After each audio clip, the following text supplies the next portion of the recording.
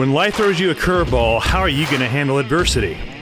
Welcome to the Fearless Mindset Podcast, where you're about to go on a journey as I interview security, business, and entertainment leaders on what it takes to stay fearless. I'm your host, Mark Ledlow, and enjoy today's episode. And that dinner is, ISF dinner is that night, right? The night of, I think, Wednesday night or Tuesday night. I can't remember. I have to look at my calendar. So most folks coming in will come in on Tuesday, unless you're part of the leadership of OSAC or part of some of these country councils we talked about, or common interest councils. Exactly. Or the ISMA reception on Tuesday. But Wednesday, they'll come in Tuesdays. Wednesday's the big deal, big day. And then at 6:30 that night, so 5 o'clock it ends. Then you have to make your way, I'd say about 15 streets over to the ISF dinner. Now that's at 6:30. It's pretty far to walk. You can take the metro there pretty easily, frankly. Okay. I've walked it before with Dodge, right? And you'd like to walk. It all depends. Yeah, he does. And he likes to walk quickly. But if it's not too cold, I'll probably walk it too. Just after the long day, get out of your system, your feet will be hurting. But, Peggy O'Neill's done a great job over there. I don't know what year this is. I think it started in like 2012 or 13, but it's just gone. As you know, it just goes crazy. And this is at the National Building Museum, also called the Pension Museum, which was built in the 1880s. Most beautiful building, besides the Capitol and all that, but they got huge pillars. It's amazing. And it was the pension for the Civil War veterans. And that was I didn't know that. That's why it's called the Pension Building too. Oh, okay. And so you get there now. I'm a big law enforcement. I support the Law Enforcement Museum. Mm-hmm. Right across the street. Now you're going to be coming into the door. It's not like right behind you. It's on the other side of the building. If you just walk around, you can see the Law Enforcement Memorial. And that's a time, if you haven't been there, to pay a little bit of tribute to the fallen ones that have protected us out on America's streets. And then the museum is right across the street. But if you have 10 or 15 minutes, please swing by the Law Enforcement Memorial, which is literally right there. So that's also crowded. People, they usually open it up a little bit early, but I'm not going to say they are. But the reception, that's when, for me, it's like, the State Department. We look at receptions as also work, right? And it's work. Yeah, but it's not. I don't look at it as a bad sense, right? Mm-hmm. Sure. You have food and drinks, but it's a way. Everybody has a story to tell. But it's also what I do. If I got to because I was an OSAC and State Department, I sometimes write down a couple things I'd like to talk to some folks I'd like to talk to, or topics I'd like to bring up. I look at it as a time to really network. I mean, that's what you network about. You talk about great stuff outside of work, but also, you get to know people, and sometimes you talk about work to find out certain things. It's a great way to find out information. People are more relaxed. And so I'd get there, go to the reception. The dinner, of course, is great. And dessert, they say 2 hours for dinner. But easy. It doesn't usually last that long, but we have it doesn't. I'm sorry? Yeah, you're right. About under 2 hours, but great, amazing food. My first time, I'm like, oh my gosh, it's like a 5-course meal, like a 5-star resort hotel. I mean, they do it class act, first class. I've never seen anything like it. Peggy O'Neill's done it. I remember in 2015, when I was in Rio for the Olympics, I brought the top 3 security folks running the Olympics for security. The Olympics was 2016. They came up to the OSAC event, and it was a nice. I don't remember what it was, but it was just one little hotel ballroom and probably 20 tables, and it was greatly done. And now it's just, I look at it, I go, oh my God. Massive. It's massive. Because I was there at the state, I was in OSAC at the time when they were trying to figure this all out, and Jim Snyder and some of those folks really took it to a new level, which was just amazing. Ron Iden and Brad Brecky and those guys. So it gets over at, the dinner reception's at 9:30, and you go for a while. And I usually, for me, I like to use that time because everybody's there. I think it's like I think it's 1,000 folks Yeah, that's what I heard about 1,000. I don't know if they capped it or not, but I think it's about 1,000. Last year they had to cap it. Did they? I know I they think November 1st they capped. I think November, which is tomorrow. Yeah, the day after. Yeah. I gotta get my guest list submitted via email to them. Actually, tomorrow morning. So I gotta get that done. Thanks for reminding me. Yeah. Gotta get those folks in there. We gotta get them in there, but yeah, we. It's always nice when you're able to, sponsor a table. And last year, I think it was Bill Gates, Honorable Secretary of Defense Gates that spoke, did a great job. And this year, it's the Honorable Sue Gordon. She's the former Principal Deputy Director of National Intelligence. Whoa. So that'd be interesting, especially what's going on in the world right now. So that'll be good. Probably get some intel on that one, on what they think's going to happen. It'll be interesting because she's not working for the government, so she'll be able to give what her opinion is. Which is nice. Her opinion, exactly. Now I'm just trying to think. I jotted some things down, and the other thing is, people are like, "Oh, do I bring business card?" Yeah, this is sort of a joke, right? But business. You got stuff out there. You got the digital card. You put it to the phone. I get it. You got the two phones hitting. But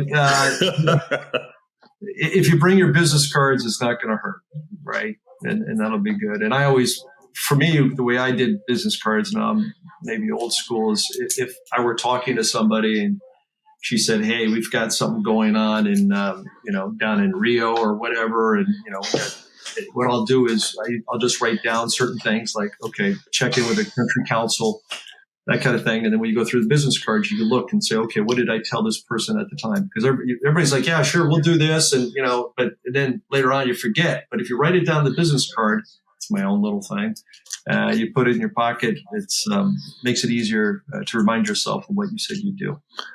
That's a good pointer for the audience for any networking event, because if you talk to, let's say, 30 people in an hour, no way can your brain recall what that person said. There's no way. You got 7 working items. The working memory is 7, right? Exactly. We just did this thing on memory. And then the other question is and you really are saying, yeah, sure, I'll send that picture to you. Yeah, sure, I'll send it. And at that moment, you truly believe you're going to do that, right? Right. And then afterward, if you don't have a card, and if you're like, what did I? Because you have so many different conversations. So I find that, to me, it works well, and then you sort of back up with what you say you're gonna do. So you need to keep a pen in your pocket, then break that pen out and just write whatever that memory point. Check in. Lisa said this, or Jeff said support in Brazil or something, so you know what you talked about. Right. I know the other one, you take phone pictures and take pictures of their phone and leave it. I'm like, dude, you're not going to remember that. Yeah. And as I always told the folks in, OSAC, because that's networking, right? Networking is, I think it's an art, and I think it's good for your career. It's good. Everybody's got a story, right? And people in OSAC, they know what they're getting into, and it's an interesting concept right now with the OSAC analysts, right? Or the OSAC, they don't stay there too long. They have a great job.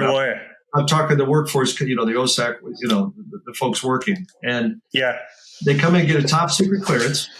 They get a chance to brief in front of it. The writers, they're great writers. A lot of them from Institute of Peace, at least when I was there, and they all. When they get them in, they're very selective, very hard to get into OSAC, very hard to get in. And it's interesting. They all, the one common denominator, besides being very good at what I just said, is that they all like to work with people, right? To interact with people. And the problem is, and I'm, on the client side right now, we didn't keep them long because they were going to the community. And someone I was running, they said, well, you got to keep your people longer. I said, no, that's part of the lure of OSAC. They come in, stay for how many, 3 years or whatever, and they have a chance to go in the private sector. And now in the private sector, as the chief security officer, I'm looking, okay, I need to fill an analyst position. It's off the record. But if I'm coming in and I'm looking, I would love to hire an OSAC analyst, right? Why not? They're trained. They're very good, and it's just part of the deal. They've seen the world. They've been able to communicate via verbally or written, and they have the clearance, and it's just been outstanding. But I think that is some people say, well, it's just too much of a turnover. I look at it as a positive aspect in terms of that. So. The biggest question I get from EP is just like, well, I tell guys to get the exec protection market and said, you know what? You may want to cross-train in intel because the future is intelligence and being an analyst in the security sector. Because with the data the analysts compile together for data is what the C-suite want to know to make decisions on the security program. And that's the future of security. And I know this is not going to be a popular statement, but with the EP industry, you have an expiration date. But as an analyst, you can be as old as dirt and still push out a great product if you know how to write. And then if you come out from the government side, there's a huge need for analysts. I see more positions open up on LinkedIn for analysts or threat assessment, mitigation type stuff than I do see for EP. And that's something the audience, they get stuck in, want to be that sexy John Wick or Jason Bourne thing. But the money, from what I hear, that field has exploded. And with the turmoil in the world, it's going to be a bigger need. No, absolutely, because you can have all the information, but if you can't tell the suite, if you can't communicate it to the C-suite, and if you got somebody who could brief well, could write well, articulate, and put, we hate to say it, a briefing together, they're going to do very well on that. So. And I noticed some of the big three, they have analysts working for them, and that's what they do. They pump out those, like you say, those briefings, those reports, and that's either makes or breaks the program or gets the C-suite to believe in the program, the future of that program. But yes, that's where I've seen the change happen from where I look at from my level. And you see that every day, I'm sure, with your pharmaceutical company. Oh, it's all about information, right? And just to get ahead of the curve, or even it's going to be. I wrote down some of the different topics. The speakers are going to be talking about on the first day. Okay, this when everybody gets together and hear about it. And one of it is called the left of the boom. It's to prepare. That's before an incident happens, and of course that's why we're all here, hopefully to get that information. I call it the concentric rings of security, Mark. And the first concentric ring of security is intelligence, for lack of a better term, information, right? And that's working with the federal government, OSAC, in different areas. But it's also using your folks to garner information that's out there, because you want to get that information before something happens. Now, the next concentric ring of security will be your fence, right? And the local guards and the protection of your building. And then, access control, and even something up in the different suites that could be hardened. But the first one is information out there. And that's where these folks, I think the analysts of OSAC are the best ones out there. Because they work hard. It's a prestigious job, right? Flying around the world.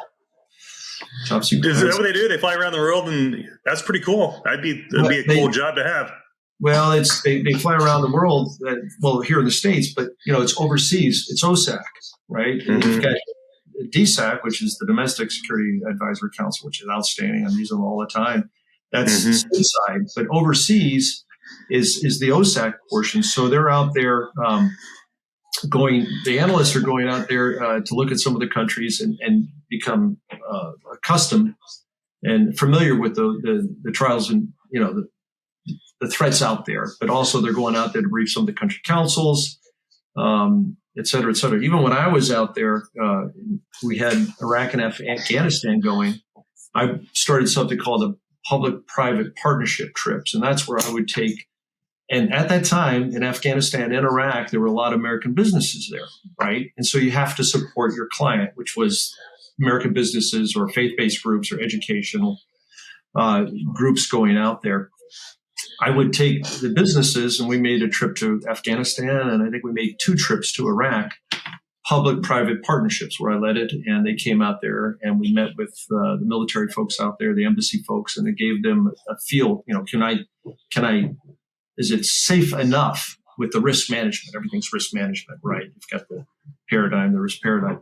Is it safe enough for me to have my company, for me to recommend that the company could go out there? So those trips were really, really eye-opening for some of the folks out there that came with us.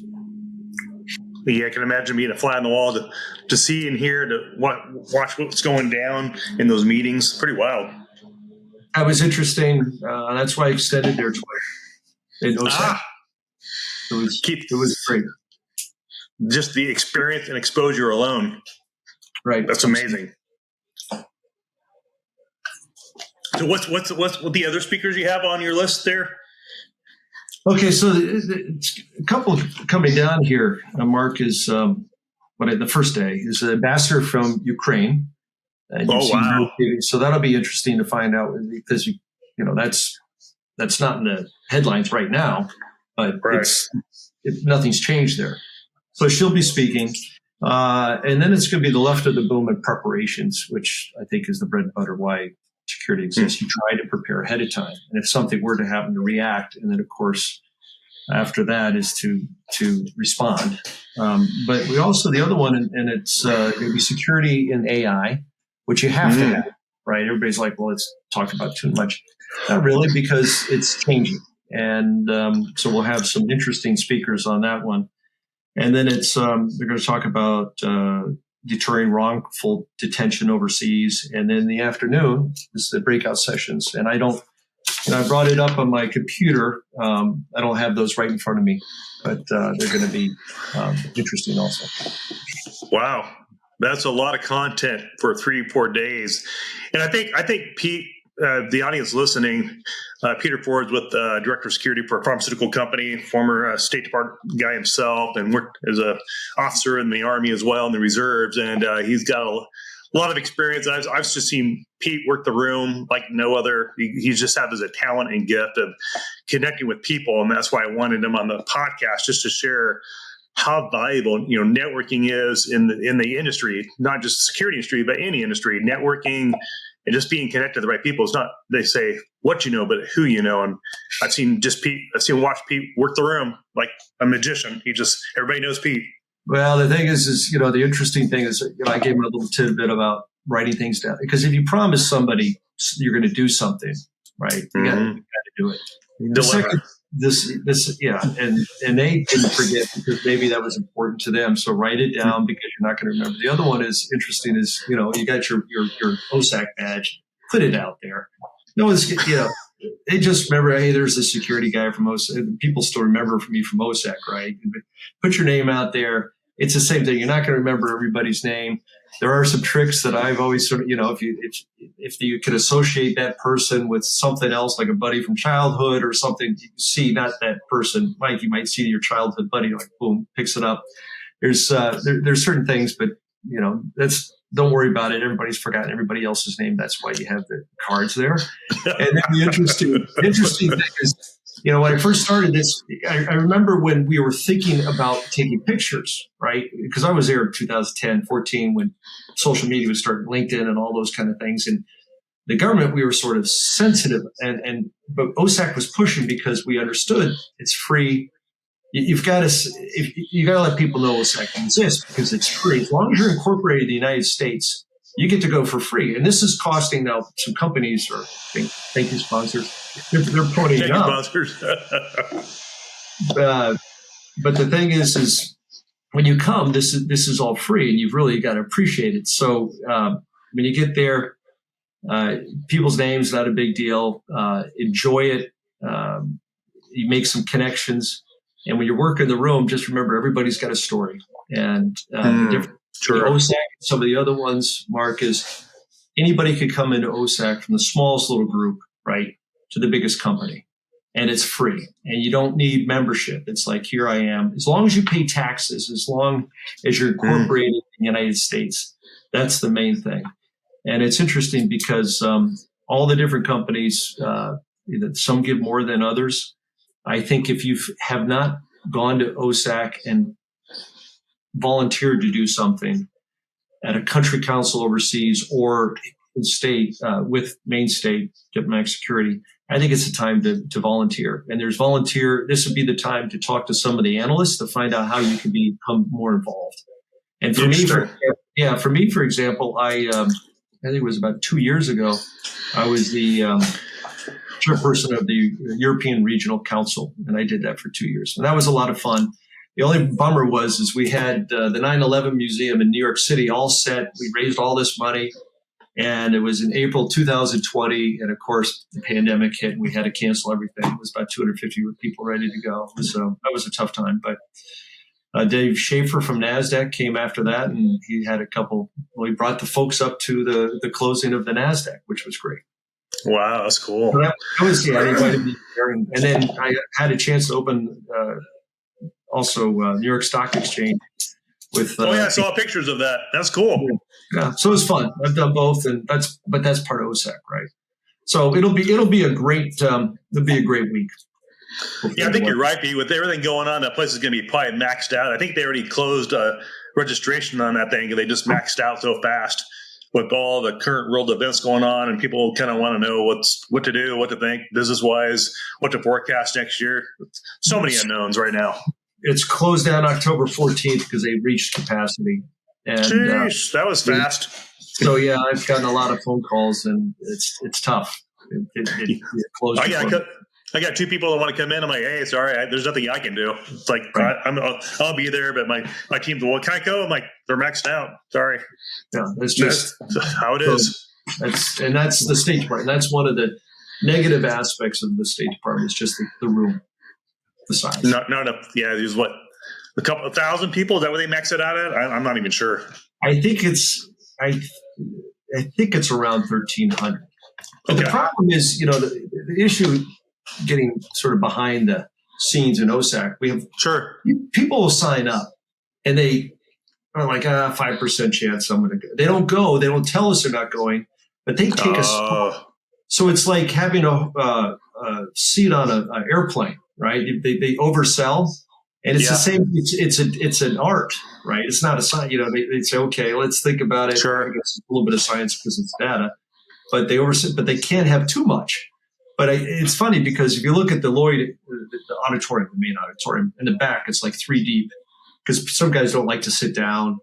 Some people, or they go over to the Roy, the other auditorium over there, and they just sit around, or some people just hang out by the coffee and the Danish. Yeah, so it's a good time. I just hope it's going to be good weather. It's the big hope. Yeah, last time I was there, I've never been so cold in my life. Dry cold. We get the west cold, wet cold here. Go over there, I'm like, you're bone cold. I'm like, so thanks for reminding me to bring my pea jacket out there. So I'll be ready in my wool coat and my beanie. No, it's good. Great stuff. And if you guys want to find Pete, Pete is on LinkedIn as well. And he's got 1 million followers on Twitter. Just kidding. He doesn't. I do the LinkedIn thing. Yeah. He has a little LinkedIn. He's a busy guy at the director there at the pharmacy company. You've been there for a couple of years. How's that going? You enjoying that? Well, I retired from Venezuela. I was, like I said, Venezuela, right? And then I went as a security consultant up in New York City for about 2.5 years, going back and forth to DC. That was so much. That was really interesting. And then this job came up, which was outstanding. And you're saying you could reach out to me on LinkedIn. And it's funny because if you look at OSAC, you can follow. They're very good right now. Very good, Mark. We were talking about before. At the beginning, it was like just coming out. They're very good in terms of getting their message out. They are.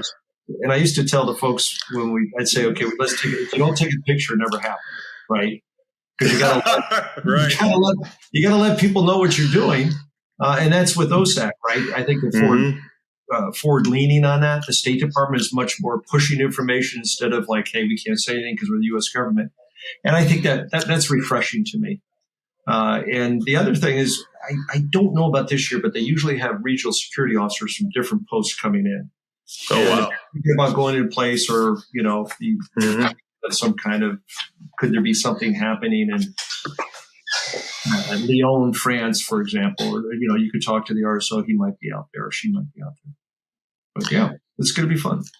Looking forward to going out there, hanging out with Pete and the crew, and meeting some old faces and friends that we haven't seen since the pandemic. I haven't been out there in a while.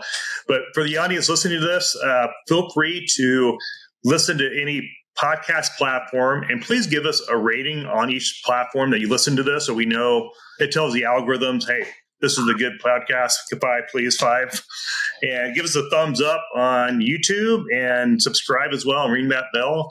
And it helps with our algorithms as well. Social media is just a pain in the butt when you're running a podcast. So you got to play with the algorithm. There's like 30 million podcasters out there. But there's only one podcast right now with Pete Ford, so I'm honored to have him. Huh. And he just hit me up today and said, hey, let's do it today. I'm like, all right, cool, let's jump and do it before the big event happens with the annual briefing. And hope you guys learned some stuff on this. And thanks for supporting the show. And thanks for tuning in. And we'll see you on the next episode of the Fearless Mindset Podcast. See you soon.